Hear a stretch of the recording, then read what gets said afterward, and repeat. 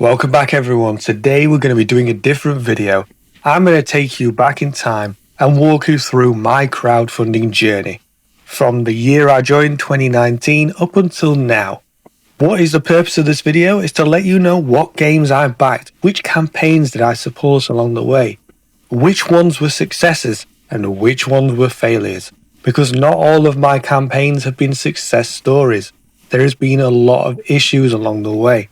So I'm hoping that this is going to be an interesting video and a good walkthrough. And what I'll do is I'll generalize, I'll give you a very brief introduction to each game, let you know whether I like it or not, or if we've even played it, or if I even received it. I'll let you know why I supported the campaigns, why they caught my attention. I hope you enjoy this because this is going to be quite interesting for me, looking back for a number of years and see where I began and where I am now. Do I make smarter decisions now? Or did I make smart decisions right from the start? Let's find out. So, going to the first campaign that I backed. I knew about the success of crowdfunding. I'd been aware of Kickstarter for a number of years, and Zombicide had been one of the biggest titles that had ever landed. But it was some time before I decided to take the plunge. I was starting to feel like I was missing out on a lot of these games that I was hearing about. But there was one small game that piqued my interest enough that I wanted to support it and get a copy of because it sounded promising, it sounded interesting. And it was a card-based game, the title of which was Ghost Star Remnant Souls. Now, it was an affordable game because I wasn't looking to go crazy and buy the most expensive titles. But this one had a sci-fi cool theme, looked really interesting, really nice presentation and art, and I was keen to get a copy of this game. And I supported it. It was my first ever back on crowdfunding. It wasn't until years later that it became apparent that this was essentially a fake campaign. It would never delivered. I never received my copy of this game. So although it was a very terrible first decision, it didn't become apparent to me until quite some time later when nothing came of it. And in that time I'd obviously moved on to other campaigns and started buying others. But going back in hindsight, looking back with my knowledge now, it would likely be something that I would skip at this point in time. And I've got quite a lot of entertainment out of reading the comments section of this campaign over the years. And I'm not alone. There's a lot of people that were scammed in this instant. But this was an important lesson that I learned from very quickly. Thankfully, it wasn't a lot of money that I lost. So making the smaller pledge was a smart decision. The company in this instance, Wreak Havoc Games, actually wreaked havoc and never delivered the product. So if you ever run across this campaign, guys, or this company, avoid it like the Black Plague. Shortly after pledging for Ghost Star, I was bombarded by various Kickstarters and other games that I was interested in, especially through Instagram, and one that piqued my interest was called Borgata, a family's game. For me personally, I've always enjoyed the mafia theme, especially the 1920s kind of gangs vying for control of New York City. And in this game, you're doing just that. You will be competing against other families, fighting over and taking territory in New York itself and controlling various businesses. This was my first exposure to the deck building mechanic within a board game. Obviously, I'd made decks for various card games, Magic the Gathering, this, that, for many years. It wasn't new to me. But within an actual board game, building your deck, this was something I'd never experienced before, and I was really excited to actually try. It really pulled me in, not to mention the theme, and the price was also very welcoming. I went in at the basic pledge. So with all these things combined, I pledged for this title, and it wasn't too long before it was manufactured and delivered to my door, and we got to play it. And Borgata was exceptional. It delivered everything that I wanted and more. And it has an absolutely terrible cover in my opinion. I absolutely hate the cover. But within the box is a great deck building game. My first of that genre and my first ever successful crowdfunding venture. I'm so glad to have this game in my collection. I'm so glad it was my first positive experience. The next one was a huge plunge. It was a bigger price and entry point for me, bigger than anything I paid before. It was the IP that had my interest, and it was Batman Gotham City Chronicles. Now, this was the Season 2 campaign. I did not join in on the first campaign, so I completely missed that. It was before I started crowdfunding. However, I was blown away with Season 2 when I started looking into it and learning about the game, and I was already trying more complicated titles at the table, so this seemed right up my street. And I pledged the money, and it was a wait before it arrived, but Monolith delivered on the project. I have the game in my collection right now. Now, I didn't do too much research in this. This was still before the time I was doing loads of research. So I knew the rules were hard, but I didn't realise how hard they were for a lot of people out there. How difficult the entry point was for this game at that point. I wasn't too clued up on that. So a bit more research would have helped me make the decision. Maybe it would have even turned me off. But you know what? I don't regret buying this game at all. I am glad to have it in my collection. It has been an absolute pleasure to paint some of these miniatures. Now, I haven't even finished it, and I'm still getting satisfaction out of painting all of the characters, personalities we know out of the Batman universe. And I have played it a couple of times. Now, I must be honest, not much, but I have enjoyed the sessions we have played of this game. I find it interesting. I like the river mechanic with the villains and the tiles. I like your action board with all the different things you can do. Although there is a lot of information to absorb with this game and a lot to learn, and it is a beast to get going, and I think the rules were overcomplicated. It is an awesome game. I am well impressed with it. I have bought numerous expansions for it. I'm going to be busy with this title for a long time, and I intend to play it more. Recently, I actually picked up the solo expansion from the latest campaign.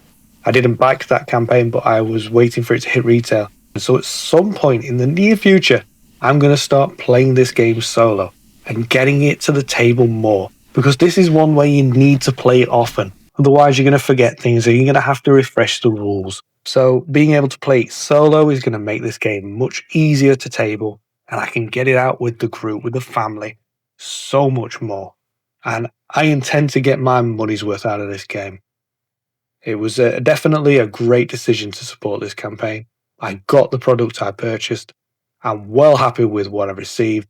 And yes, the game is difficult, but we will get past that hurdle, because I think there is a great and enjoyable game within the box.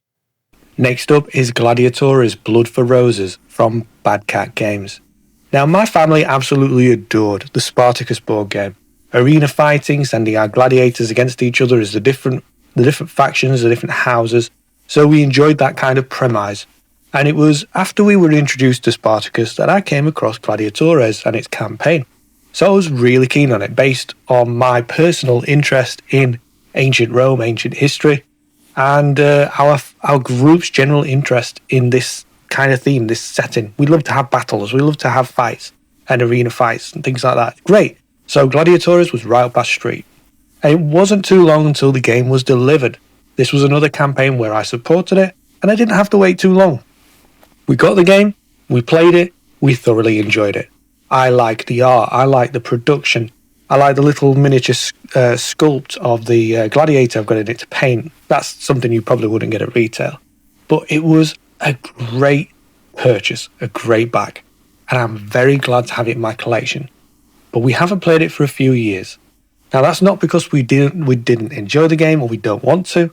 It just hasn't come to the table again, because I've been busy working through my collection, deciding what other games to keep, what to not. So it will hit the table again in the future. It had a great reception. We just need to play it more. So it's a game I expect us to table again and again in the future. It's just not had as much limelight as it deserves up to this point. But nevertheless, this is another great decision on my part. A game that my group thoroughly enjoyed, a game that was produced to a very good standard, and one that met our expectations.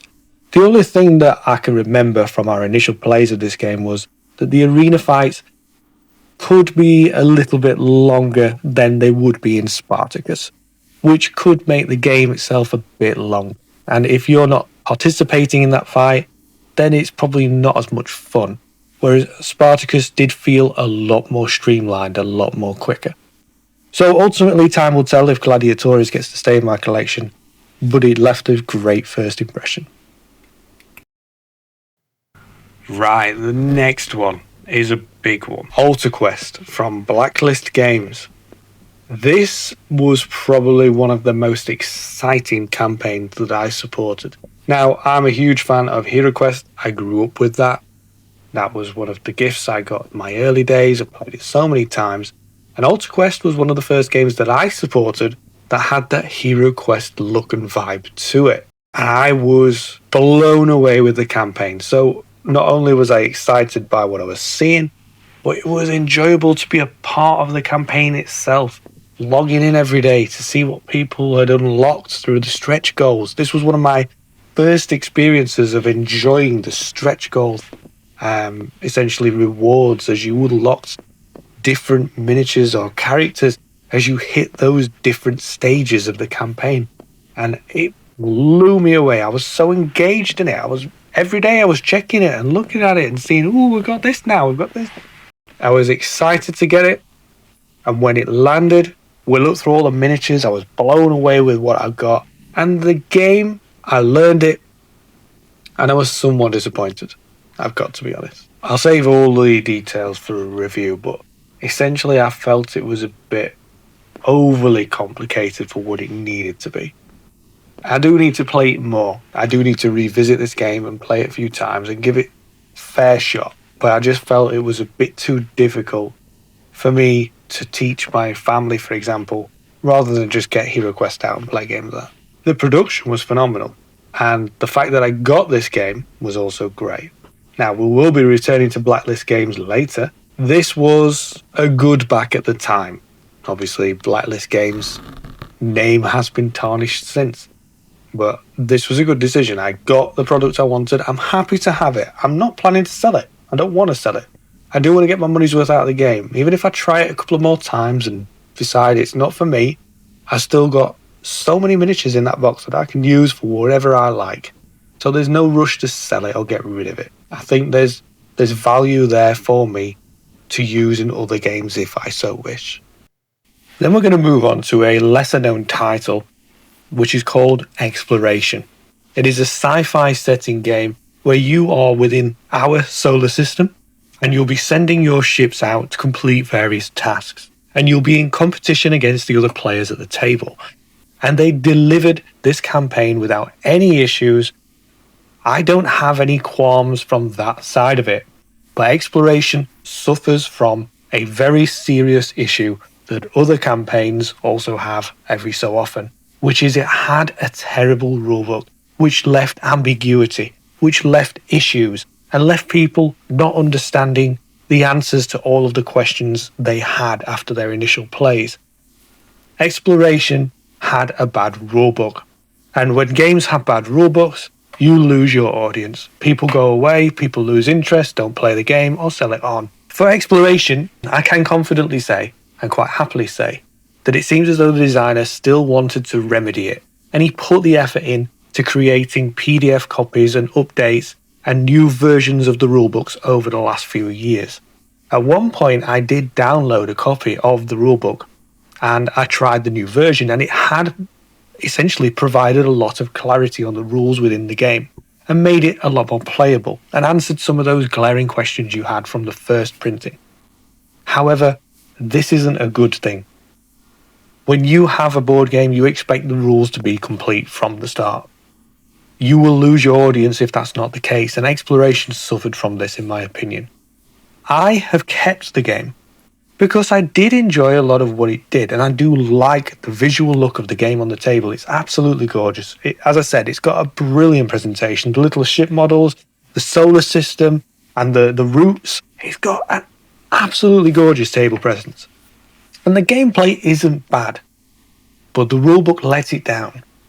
So what I'm hoping is I need to download and print the newest version of the rulebook, the latest one, and I will attempt to play this game again. Now, I've only tried to play it solo, and I was so off put from that initial play years ago that I didn't show it to the group. I didn't get it to the table with them, because it just demotivated me, to put it that way. So if I can download the newest version of the book, print it, relearn it, and give it one last chance to impress me, I can make a final decision. I can decide if the game is going to be able to stay in my collection, or if it is one that I'm just sadly going to have to say goodbye to because it's not a good finished product. It hinges on a knife's edge. It literally does. All of my decision making will revolve around that newest version of the rulebook and how well the game plays from that. Right then, guys, that's going to be all of the campaigns I'm going to cover today, but this isn't everything I've backed. This is just the start, the tip of the iceberg. I have backed so many projects since I joined in 2019, and this is going to be a whole series in itself as I go through and walk you through everything that I've backed and let you know where it is. As you can see from today, I've had some bad choices and some good choices, so it wasn't particularly the greatest start. Where did I go from here? Well, tune into the next episode where I'll walk you through the next bunch of campaigns that I supported and see if they ended up being a complete disaster or if I got an epic game out of the campaign. I hope you've enjoyed today's video. Please hit the subscribe, leave a like. If you're interested, you could become a member now. There'll be videos going up as often as I can make them.